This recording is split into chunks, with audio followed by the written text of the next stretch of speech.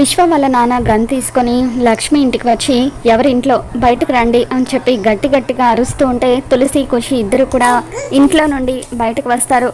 ఎవరండి మీరు అని చెప్పి తులసి అడుగుతూ ఉంటుంది.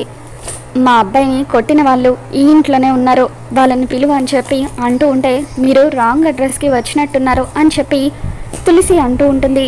నిన్న ఫంక్షన్ హాల్లో పెళ్లి జరిగింది, ఈ ఇంట్లో వాళ్ళదే కదా అని చెప్పి విశ్వ తండ్రి అంటూ ఉంటే అవునండి అని చెప్పి తులసి అంటుంది. అయితే నా కొడుకుని కొట్టిన వాళ్ళు కూడా ఈ ఇంట్లోనే ఉన్నారు అని చెప్పి విశ్వ తండ్రి అంటూ ఉంటాడు. ఎవరండి మీ కొడుకు అని చెప్పి తులసి అడుగుతుంది. దాంతో ఫోన్లో విశ్వ ఫోటోని విశ్వ తండ్రి చూపిస్తూ ఉంటాడు. దాంతో ఖుషి మండపం దగ్గర ఆడుకుంటూ బాల్ అటువైపుగా వెళ్ళడంతో అటు వెళ్ళినప్పుడు విశ్వని తులసి అన్నయ్యలు ఇద్దరూ కలిసి కొట్టడాన్ని చూస్తుంది. ఇక అదే విషయం గురించి విశ్వ తండ్రికి చెబుతూ అవును, ఈ అంకుల్ని నిన్న మండపం దగ్గర కొట్టారు అని చెప్పి అంటూ ఉంటుంది. అప్పుడే హరీష్, సంతోష్ ఇద్దరు కూడా ఇంట్లోకి వస్తూ ఉంటారు.